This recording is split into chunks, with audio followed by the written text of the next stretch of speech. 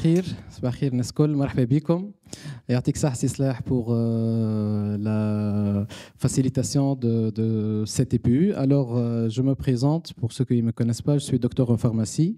J'ai un executive MBA de l'université Sorbonne et j'ai accumulé une expérience dans l'accompagnement des startups, dans la gestion des projets avec les coopérations internationales et j'ai une petite expérience à l'international en tant qu'attaché de recherche et senior partner chez quelques groupes. Voilà. Alors, l'objet de la session Lyoum, la petite conférence, c'est en fait, l'objectif, c'est de faire un tour d'horizon sur l'écosystème, surtout français, suisse et européen, de l'investissement en technologie de santé. Aussi, on va essayer de comprendre toute la chaîne de valeur de la concrétisation des startups. Après, on va essayer de définir quels sont les acteurs clés de l'écosystème tunisien. Comment ces acteurs clés peuvent collaborer ensemble et comment on peut créer un écosystème de santé digitale durable et pérenne en Tunisie. Voilà l'agenda. Alors, on va commencer par quelques chiffres clés et quelques potentiels de la health tech. On va commencer par l'exemple français qui est très près de nous. Plusieurs personnes qui sont présentes ont eu une expérience en France. On va essayer de simplifier un peu. Alors, la définition du secteur de health tech, comme vous le savez bien, elle est très large, mais là, on va essayer de se limiter à 3 volets, la biotech, la medtech et la santé digitale. On va essayer d'expliquer, de donner quelques chiffres et surtout de potentiel. Alors, en France, il y a eu une étude sur la filière healthcare en France en 2022.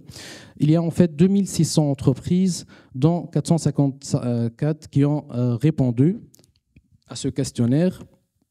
Et en fait, on a vu qu'ils ont généré ensemble un chiffre d'affaires qui est assez intéressant, un chiffre d'affaires de 1,3 milliard d'euros en 2021, avec une hausse et surtout une capacité d'employabilité égale à presque 15 000 emplois directs. Les besoins en fait en compétences et ressources humaines s'annoncent très fortes en 2023 pour les secteurs de health tech en France, puisque on va essayer de recruter cette année plus de 2200 recrutements. Alors, on va commencer par la biotech, qui sont finalement les entreprises qui utilisent ou modifient les matériaux vivants pour créer des produits ou des services commercialisables. Et là, on a vu que dans 20 ans, entre 2002 et 2020, le nombre de sociétés a été multiplié par 6 et surtout, le nombre de produits a été multiplié par 13. C'est-à-dire en 20 ans, on a vu maintenant plus de 2300 produits qui peuvent être commercialisables en France. Les domaines qui sont très connus pour la biotech, alors il y a l'oncologie, les produits qui sont liés au traitement du cancer, avec 24% quand même l'incart. Après, on a les maladies infectieuses, le système nerveux central, l'ophtalmo, le système immunitaire et autres spécialités. Et on va pas oublier de dire que c'est un domaine très spécifique parce qu'il y a une forte activité de recherche et développement. Les produits prennent du temps pour être commercialisés. Il y a aussi des besoins de financement qui sont très importants. Et voilà, il y a des longues phases de développement. Le domaine de biotech aussi, il a besoin d'investisseurs très spécialisés pour qu'ils puissent comprendre le processus de validation scientifique des molécules, par exemple, qui sont extraites. Et le retour sur investment, le ROI, peut être conséquent parce que là, on parle toujours de facteurs multiplicateurs. On passe maintenant au secteur de la medtech. Et une petite définition, c'est les dispositifs qui comprennent une partie hardware, c'est-à-dire une partie physique, qui sont utilisés à des fins médicales, par exemple le diagnostic et les soins sans action pharmacologique. Là, on ne parle pas de médicaments, en fait. Et on a vu qu'il y a plusieurs secteurs, tels que la chirurgie, l'oncologie, encore une fois, et la neurologie qui représente jusqu'à 28%. Il y a aussi l'imagerie, la cardio, l'ophtalmo, la gastro et autres spécialités. En fait, la medtech, elle est aussi très spécifique parce qu'il y a une grande diversité. On parle de solutions de diagnostic, on parle de solutions d'aide à la décision. Et il y a un frein, on va dire, ou un obstacle réglementaire. Vous savez que la MedTech, il y a des produits qui peuvent être invasifs. Il y a 3 classes. Et là, ça dépend des classes d'invasivité, des objets connectés ou des solutions hardware. L'accès au remboursement peut être aussi crucial parce que là, comme vous savez, le domaine de la santé, il est toujours lié au domaine de l'assurance. En Tunisie, on a la CNAM, on a des mutuelles, mais dans d'autres pays, l'assurance elle peut être très importante, c'est-à-dire le process de labellisation pour que notre solution en MedTech peut être remboursée, peut avoir très du temps. Le secteur aussi, il est dynamique et innovant. On passe au secteur qui est le plus simple, on va dire, le secteur le plus facile à manipuler, c'est le secteur de la santé digitale ou bien la e-health. Et on a, pour définir, c'est des applications qui sont issues des technologies de l'information et de la communication à l'ensemble des activités en rapport avec la santé. Et là, il y a plusieurs domaines d'application. Le plus connu, qu'on connaît tous, c'est la télémédecine, la télémonitoring. Aussi, il y a la téléexpertise avec 18%. On a en 14% les domaines d'application, le diagnostic digital et le diagnostic assisté par ordinateur. On a aussi la coordination des besoins en B2B, la thérapie digitale. C'est un domaine très porteur qui est en train d'être en vogue ces dernières années. Il y a les objets connectés, les dispositifs médicaux, la big data, l'analyse des données, avec quand même 9%. C'est un domaine qui est en train d'accélérer vraiment. Les spécificités de la e-health, c'est qu'il n'y a pas de barrière à l'entrée. C'est-à-dire on n'a pas besoin de tout le process de validation scientifique ou d'avoir recours à des essais cliniques parce que ça peut ne pas toucher directement le patient, ça peut toucher la gouvernance, la manière de gérer les opérations dans le domaine de la santé. Par contre, c'est un secteur très concurrentiel. On a, par exemple, en Tunisie, on a, je pense, 4 ou 5 plateformes de télémédecine. Bien qu'on a une loi de télémédecine, on n'a pas des textes d'application qui sont clairs et on attend encore les textes d'application. Le temps de développement, il est aussi court parce que là, généralement, on parle d'applications mobiles qui peuvent être développées et la valeur ajoutée, c'est vraiment la valeur ajoutée IT, Deep Tech. Et aussi, c'est un secteur attractif pour les investisseurs parce que le cycle de développement, le cycle de validation, il est court. Par exemple, pour la MedTech, on parle parfois jusqu'à 9 ou 10 ans. Pour la e-santé, on peut parler jusqu'à maximum, minimum 10 mois, peut-être 8 mois, et on peut lancer notre produit sur le marché et on peut voilà, commercialiser. Les entrepreneurs dans la santé en France, en fait, l'âge, il est quand même de 50 ans et dans la e-health, il est de 44 ans. Ça, c'est un message pour nos chers professeurs, maîtres de conférences. Voilà, l'âge n'est pas une limite. Et on a vu même en Tunisie que l'âge idéal pour les startups, il est de 41 ans, presque. C'est un avantage. Alors, 75% sont aussi des fondateurs et des propriétaires des entreprises. Malheureusement, on n'a que 1/5 des dirigeants sont des femmes et dans la MedTech, elles sont de 12% uniquement.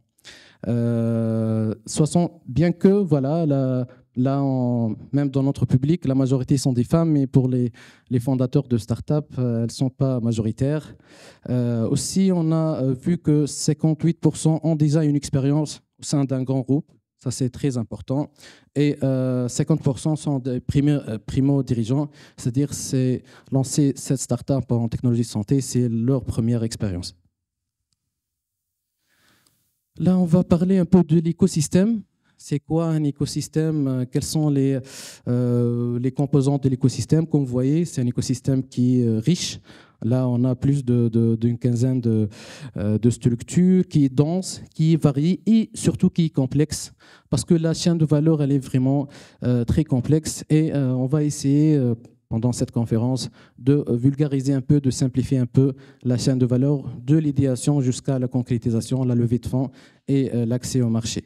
Alors, il y a les instances européennes, c'est en France, il y a les payeurs publics et privés, les assureurs, il y a les cellules de valorisation, de recherche et développement, il y a les incubateurs, il y a tous les acteurs de financement, comme on a parlé durant notre dernier EPU.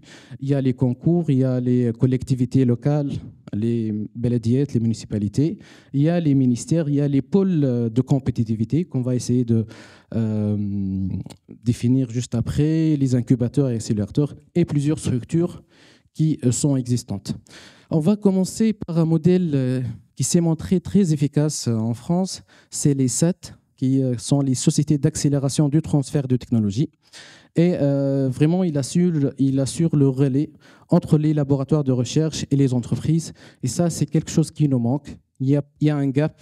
Il n'y a pas de liaison directe entre nos labos de recherche, nos services cliniques, les résultats de recherche qui sont en train d'être faits et valorisés, mais qui ne sont pas liés directement aux entreprises.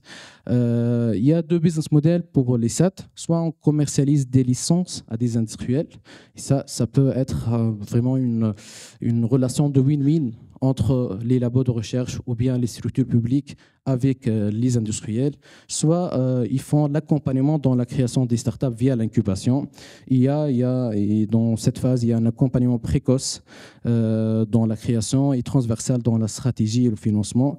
Et en contrepartie, il y a une prise de participation, c'est-à-dire qu'il y a des equity, il y a des actions qui peuvent être cédées pour les industriels. En France, il y a 14 SAT qui sont répartis sur le territoire français. Généralement, ils sont par région. Et là, on peut voir qu'il y a à Toulouse, il y a Grenoble, il y a Lyon. Et surtout, 36% ils sont basés à Paris. La deuxième structure, c'est les pôles de compétitivité.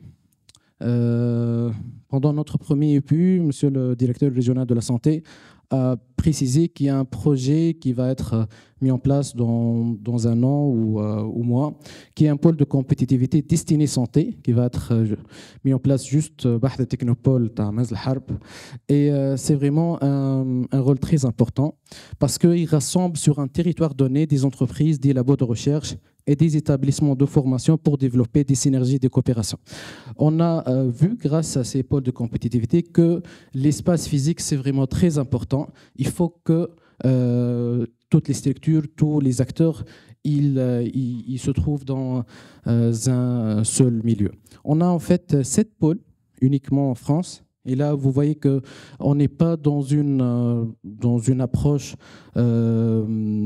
séparative, mais on est plutôt dans les alliances et les synergies. Il y a, par exemple, le cluster cancer biosanté. C'est un pôle de compétitivité spécialisé. Et il y a, par exemple, l'Eurobiomed, qui est aussi dans la santé. Et on a vu qu'en 2022, il y a eu un phénomène très intéressant, qui est une alliance entre 4 pôles de compétitivité. Et c'est vraiment très, très important. Il y a Eurobiomed, il y a le pôle de Lyon, il y a le pôle Médine et le pôle BioValley. Après, on a les incubateurs et les accélérateurs, les pépinières. En fait, ils ont des relations permanentes très utiles avec les réseaux de business angels. Et ça permet justement de créer ce lien entre les startups et les établissements de financement, surtout les fonds d'amorçage lorsqu'on débute notre aventure entrepreneuriale.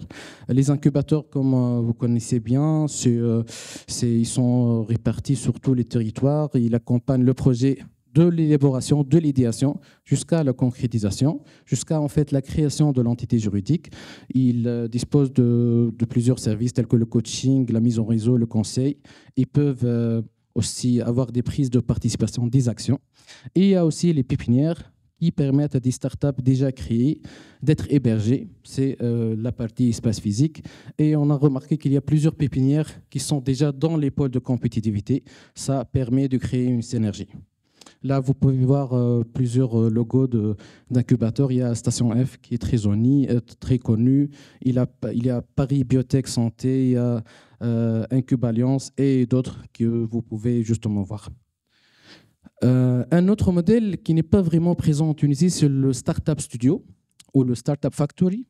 Et en fait, c'est un peu comme on est entrepreneur ou on est des chercheurs, on a des résultats de recherche et on va chez le Startup Studio. Il va nous aider à mettre en place tout le processus. En contrepartie, il va avoir des pourcentages et c'est un peu le cofondateur. C'est-à-dire que la valeur ajoutée, ce n'est pas juste une valeur ajoutée qui est destinée scientifique, mais c'est plutôt une valeur ajoutée de conseil, d'appui moral, d'appui même en love money. Voilà, il y a 4 étapes, l'identification des problématiques industrielles, et ça c'est vraiment un rôle très important. Malheureusement, en Tunisie, on n'a pas des structures pareilles qui débutent et commencent dès la première étape, qui est les problématiques, le recrutement de l'équipe, le montage, la maturation du projet, après l'accompagnement et la levée de fonds. Il y a plusieurs qui existent, par exemple Factory 319. Il y a une filiale de Factory 319 en Tunisie qui s'appelle Factory 619. Les accélérateurs, en fait, c'est un peu plus avancé, comme le nom d'accélérateur l'indique. C'est des programmes qui sont personnalisés, où il y a des mentorats, il y a du réseau et surtout, il y a de l'investissement avec des fonds d'investissement, des business angels et justement même des SICAR. La durée, elle est courte. Généralement, elle est de 3 ou 4 mois. Et il y a une rémunération possible en prise de participation de capital, c'est-à-dire les startups, ils vont quelque part diluer leur capital social, donner un pourcentage de 10 à 15% pour ces accélérateurs qui peuvent avoir soit ce modèle, soit même ils peuvent avoir des equity sur les levées de fonds prochaines. Des chiffres clés sur le soutien de l'État, quelque chose qui n'est pas évident en Tunisie. Alors, la BPI France, qui est la structure qui lie tout cet écosystème, elle octroie jusqu'à 535 millions d'euros, تقريب 4% du budget de l'État tunisien pour la health tech. Il y a aussi France 2030 qui a aussi octroyé 460 millions d'euros qui sont investis soit en fonds propres capital, soit des investissements de fonds, soit aussi sur les participations. Voilà. Parmi eux, il y a la biothérapie, la santé numérique, les maladies infectieuses et les dispositifs médicaux qui n'ont pas vraiment beaucoup de dotation en fonds. En synthèse, pour l'écosystème français, il y a, comme vous voyez, c'est plusieurs structures. On a essayé de faire deux axes. Il y a l'implication stratégique et opérationnelle, d'une part, et il y a l'implication financière, d'autre part. On peut voir, par exemple, le capital développement qui est juste à droite, c'est la partie où il y a plus d'implication financière, moins d'implication stratégique, avec les capital risques. Et il y a les startup studios, c'est vraiment, comme vous voyez, c'est une implication stratégique et opérationnelle très forte, parce que là, on parle d'une entité qui est cofondatrice de notre startup. Les espaces de coworking, c'est là où on peut commencer, on peut travailler, on peut avoir le mindset. Comme vous voyez, c'est les stades de début. Un autre aperçu sur l'écosystème de la health tech en Suisse. Voilà, la Suisse a presque 12 millions d'habitants. Et on peut voir que dans une année, les service providers et les venture studios ont augmenté de 28 à 37 et de 17 à 20. Et là, de venture studios, c'est presque le même process de startup studio. Voilà, c'est vraiment très intéressant d'avoir dans un pays de 10 millions d'habitants 20 venture studios. C'est vraiment très intéressant. Pour chaque on l'applique Fitons, pour chaque gouvernorat, on doit avoir un startup studio. L'écosystème des startups en Tunisie, on va essayer de donner quelques chiffres déjà sur le nombre de startups, de PME innovants. Jusqu'à hier, on a 1020 startups labellisées en Tunisie. Et comme vous voyez, ils sont basés, voilà, on a 50% qui sont basés à Tunis. Et à Monastir, on a justement que 13 startups labellisées. Cette statistique, bon, elle n'est pas à jour, mais l'estimation maintenant, on est à تقريبا 27. Du coup, 27 من 1000, c'est 2,7%, c'est très peu. À Sousse, plutôt, on est à 85%, c'est-à-dire aux alentours de 10%. À Mahdia, on a uniquement 4 startups. Vous êtes originaire de Mahdia, voilà. Il faut dynamiser l'écosystème des startups à Mahdia. Et justement, dans les régions, on a des soucis, bien que l'investissement, il est en cours d'être accéléré. Vous voyez qu'on était en 2020 à uniquement presque 46 millions, c'était 40 milliards. Et en 2022, on est arrivé à 370. On a un facteur multiplicateur de 8 ou 9. Et ça, c'est très important, 2 années uniquement. Le montant investi avec 41 deals, c'est très, très intéressant. Les startups en Tunisie, comme on a dit, on a 1000 startups. Et la majorité, ils sont dans le mainstream, c'est-à-dire les technologies en général, les e-commerce et autres. Et on a le deuxième secteur qui est le plus demandé, c'est la health tech avec 11%. C'est-à-dire on a 11% de startups labellisées qui sont dans la health tech. On va avoir tout de suite Madame Nourliman Sid qui est aussi start-upper dans la health tech. Elle fait partie des 11%. Malheureusement, comme on a vu, c'est la majorité des SSO, les structures. Là, on parle de structures d'accompagnement. Elles sont basées 70% dans le centre, Fitounes El Kobra. Et en Monastir, on a 3% uniquement. Et on pense que voilà, on est les seuls presque à être une SSO, une Startup Support Organization labellisée dans la région de Monastir. Là, on va parler des stages de maturité des startups en Tunisie. Ça, c'est le rapport de Startup Tunisie. Vous pouvez le trouver sur startup.gov.tn et avoir tous les rapports, toutes les statistiques. C'est un rapport vraiment complet avec plus de 70 pages et des statistiques et même des schémas assez attractifs. On voit qu'on a un cinquième des startups qui sont dans la phase idéation. L'incubation, on est à 41% et l'accélération à presque plus d'un tiers, ce qui montre qu'on est vraiment en train d'être dans un processus de maturation des startups. Les secteurs, là, on parle de vente. Quelles sont les startups qui ont vendu, qui ont généré de l'argent, qui ont pu accéder au marché? On voit que le e-commerce, on est à presque 30%, 28,5%. Là, les applications de e-commerce, on est tous des clients. Et en plus, c'est du B2C, business to consumer. Il n'y a pas de liaison, c'est juste voilà, des applications. Le health tech, voilà, c'est un pourcentage qui n'est pas très grand, mais la valeur ajoutée, c'est que ce pourcentage il est en train d'évoluer. On a la biotech avec 5,18 millions de dinars et la health tech avec 1,49 millions de dinars. C'est des pourcentages qui sont aux alentours ensemble de 7%. Ça mérite d'être plus haut que ça. Là, c'est un autre slide avec l'écosystème, le mapping de l'écosystème des startups et surtout là, ce n'est pas des startups, c'est des structures d'accompagnement. Comme on a vu pour l'exemple français, il y a les SAT, il y a les pôles de compétitivité. Ces structures en Tunisie, c'est plutôt des incubateurs ou des accélérateurs. On a quand même 32 SSO qui sont labellisés et on a plus de, je dirais, 55 qui peuvent être labellisés ou pas. Comme vous voyez dans le schéma, si on peut voir qu'il y a tout le process, la chaîne de valeur des startups, on commence par l'idée. Et là, on a le POC, le Proof of Concept, quelque chose qui prouve qu'on est efficace. Après, on a le MVP, Minimum Viable Product, le Go-to-Market et le Early Stage, et finalement le Growth, la scalabilité.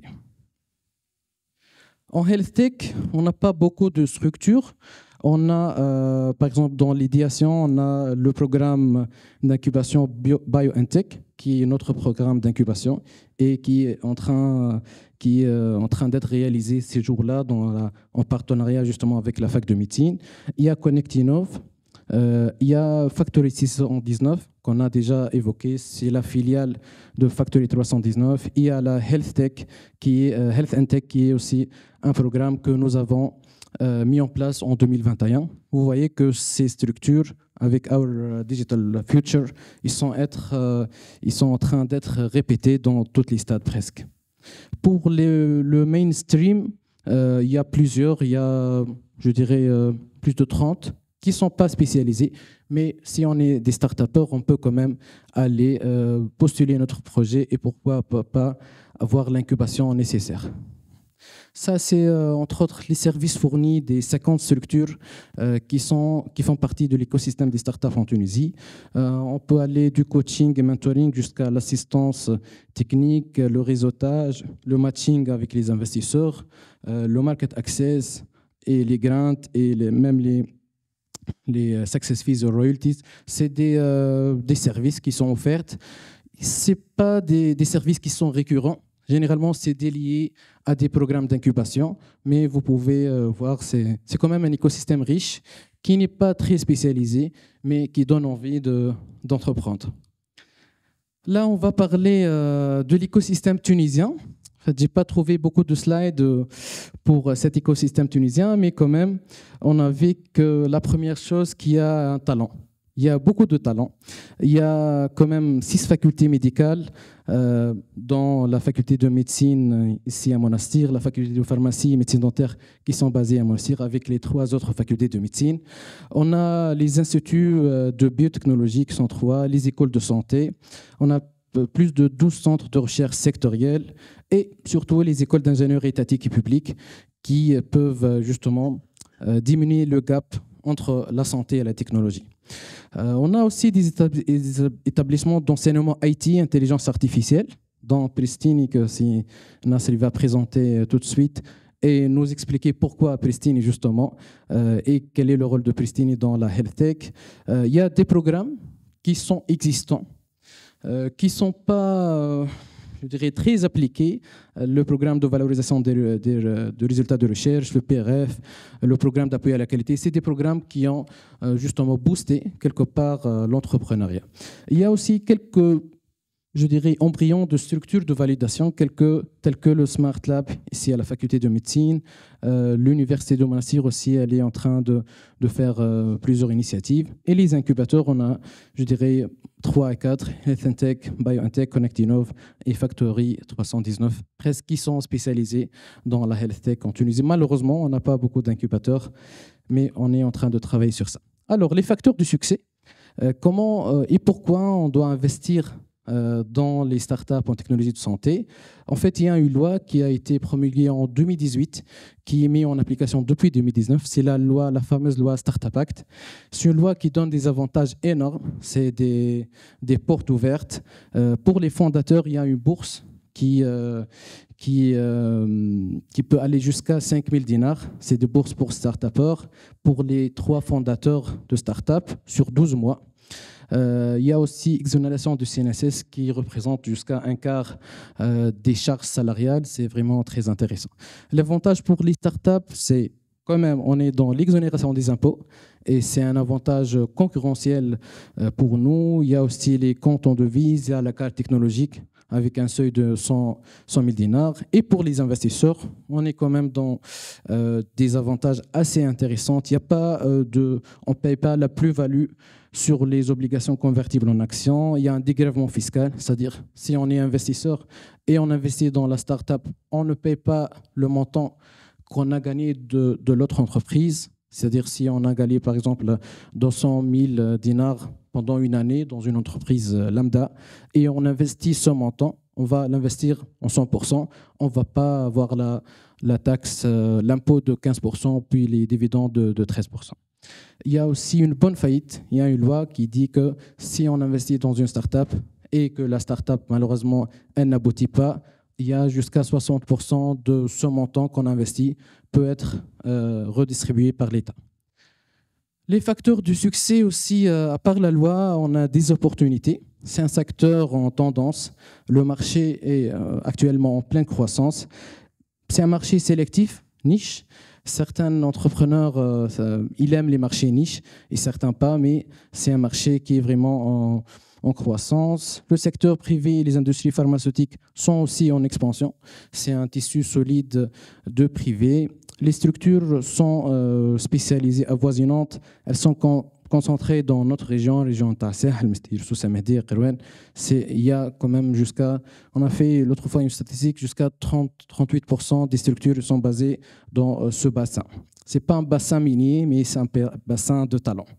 C'est une faible concurrence, comme on a dit en Tunisie, et heureusement, on a des talents, on a des compétences humaines techniques disponibles qui sont ouverts d'esprit et qui veulent créer et avancer. Les freins, il y a plusieurs freins. J'ai juste fait une seule slide pour donner un peu plus d'optimisme. Alors, le premier frein que vous connaissez, c'est on a un secteur de santé publique qui est en déclin. Et parfois, on parle de non-solvabilité financière du secteur public qui peut être un frein justement pour l'accès au marché pour les startups, parce que s'ils vendent leurs services ou produits pour des hôpitaux, par exemple, et que les hôpitaux ne payent pas, ils vont se trouver dans une faillite. Et ça, c'est vraiment un point qu'on doit régler.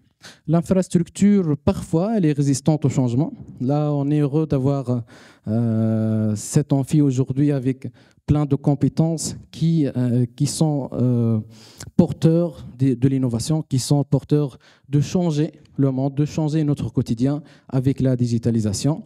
Et malgré ça, il y a parfois une grande résistance. L'écosystème des startups aussi, il est en pleine restructuration et on est en train de comprendre quels sont les vrais besoins du marché. Et c'est vraiment des choses qui sont en train d'évoluer rapidement. Et que même nous, en tant qu'accompagnateurs de start-up, parfois on ne comprend pas la tendance et le trend. Il faut le dire, le quatrième point, on a une réglementation arriérée et on a une grande difficulté actuellement de changer les politiques publiques. Parfois, il y a des conflits avec des structures étatiques aussi, comme la CIMS, l'Instance nationale de protection des données personnelles, la DPM, quelques autres structures qui peuvent être résistantes au changement, surtout si on parle de solutions en santé digitale destinées pour le secteur public. Et malheureusement aussi, là, on va toujours parler de limites de volume de financement destiné pour l'innovation en Tunisie généralement. Ce qui est en train d'être fait, c'est que les Tunisiens, ils lancent leur start-up en Tunisie, et puis la scalabilité, le growth, ils le font à London, ils font à Paris, ils font dans les pays du Golfe, et ça, c'est pas une chose intéressante pour l'économie tunisienne, mais c'est comme ça. Les perspectives, et je finis avec ce slide, ce qu'on peut faire réellement, nous, c'est qu'on peut établir des lois, des normes, des certifications qui sont claires, qui sont durables pour les produits et services en health tech, et je dirais qu'il est vraiment temps. On ne va pas attendre plus que ça. On est déjà dépassé. On a vu que, par exemple, l'écosystème en France ou même dans les autres pays, là, je n'ai pas voulu évoquer l'écosystème des États-Unis, mais c'est un écosystème assez dynamique. Après, ce qu'on propose, c'est d'encourager les collaborations entre les universités, les centres de recherche et les secteurs privés pour innover. Il y a le partenariat public-privé qui n'est pas appliqué, mais on doit quand même trouver des solutions. On doit aussi promouvoir l'enseignement continu et ciblé qui va institutionnaliser les certifications en health tech pour les professionnels de la santé, d'une part, et pour les IT geeks. Juste pour finir, on doit développer quand même des plateformes sécurisées pour l'échange de données en santé en favorisant l'interopérabilité. C'est une chose très importante parce que là, on a plusieurs solutions. Chaque solution travaille pour soi-même et il n'y a pas d'interopérabilité, c'est-à-dire une solution X ne peut pas, par exemple, extraire les données et traiter les données d'une autre solution Y. Et ça, c'est vraiment un challenge. Et finalement, pourquoi pas, on ne peut pas créer une brand tunisienne qui s'appelle Healthcare Innovation, qui co-organise ce séminaire. Pourquoi pas une brand tunisienne qui s'exporte à l'international, qui met en valeur les talents tunisiens, qui permet de valoriser ce qui est en train d'être fait. Et pourquoi pas, comme on a Visit Tunisia, par exemple, on peut avoir Healthcare Innovation pour le développement et l'évolution du secteur de la health tech en Tunisie. Merci beaucoup.